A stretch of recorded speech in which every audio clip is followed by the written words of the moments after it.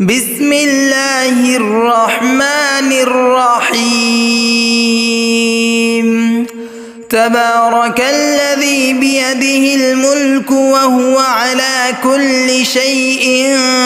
قدير الذي خلق الموت والحياة ليبلوكم أيكم أحسن عملا وهو العزيز الغفور الذي خلق 7 سماوات طباقا ما ترى في خلق الرحمن من تفاوت فارجع البصر هل ترى من فطور ثم ارجع البصر كرتين ينقلب إليك البصر خاسئا وهو حسير ولقد زينا السماء الدنيا بمصابيح وجعلناها رجوما للشياطين وأعتدنا لهم عذاب السعير وللذين كفروا بربهم عذاب جهنم وبئس المصير إذا ألقوا فيها سمعوا لها شهيقا وهي تفور تكاد تميز من الغيظ كلما ألقي فيها فوج سألهم خزنتها ألم يأتكم نذير قالوا بلى قد جاءنا نذير فكذبنا وقلنا ما نزل الله من شيء إن أنتم إلا في ضلال كبير وقالوا لو كنا نسمع أو نعقل ما كنا في أصحاب السعير فاعترفوا بذنبهم فسحقا لأصحاب السعير إن الذين يخشون ربهم بالغيب لهم مغفرة وأجر كبير وأسروا قولكم أو اجهروا به إنه عليم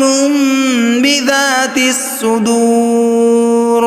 ألا يعلم من خلق وهو اللطيف الخبير هو الذي جعل لكم الأرض ذلولا فامشوا في مناكبها وكلوا من رزقه وإليه النشور أأمنتم من في السماء أن يخسف بكم الأرض فإذا هي تمور أم أمنتم من في السماء أن يرسل عليكم حاصبا فستعلمون كيف نذير ولقد كذب الذين من قبلهم فكيف كان نكير أولم يروا إلى الطير فوقهم صافات ويقبضن ما يمسكهن إلا الرحمن إنه بكل شيء بصير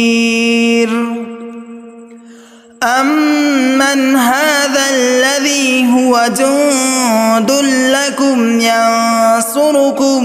من دون الرحمن إن الكافرون إلا في غرور أمن هذا الذي يرزقكم إن أمسك رزقه بل لجوا في عتو ونفور أفمن يمشي مكبا على وجهه أهدى أمن يمشي سويا على صراط مستقيم قل هو الذي أنشأكم وجعل لكم السمع والأبصار والأفئدة قليلا ما تشكرون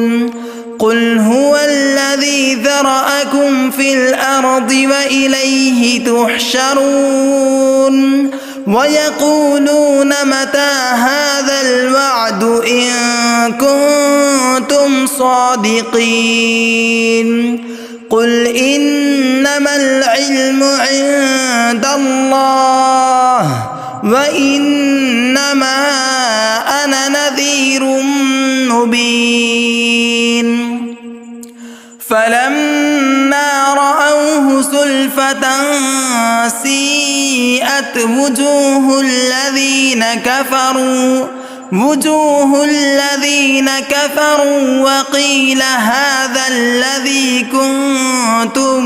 به تدعون قل أرأيتم إن أهلكني الله ومن